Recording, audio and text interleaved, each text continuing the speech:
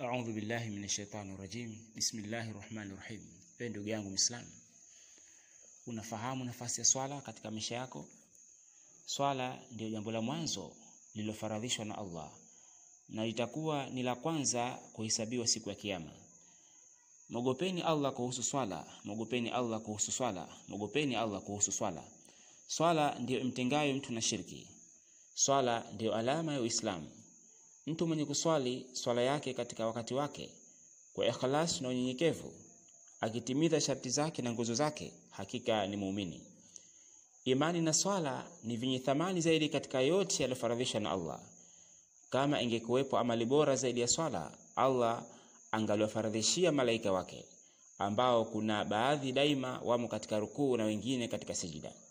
Swala ni nguzo ya Uislamu. Swala humdhalilisha shetani. Swala ni nuru ya muumini. Swala ndio jihadi bora.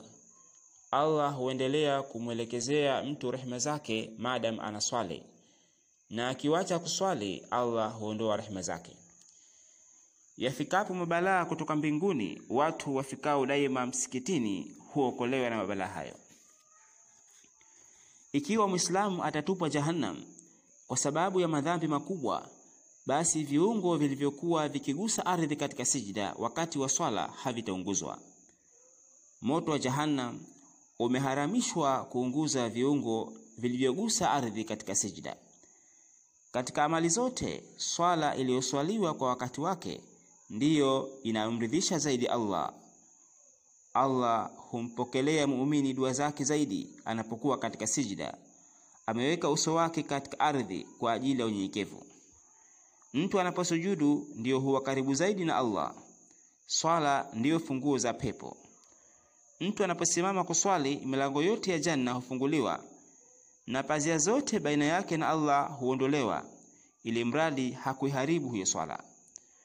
Mtu anaposwali huwa kama anaibisha hodi katika mlango wa ufalme wa Allah, ambao daima hufunguliwa kwa anaibisha katika mlango huo. Nafasi ya swala katika Uislamu ni kama nafasi ya kichwa katika mwili. Swala ni nuru ya moyo.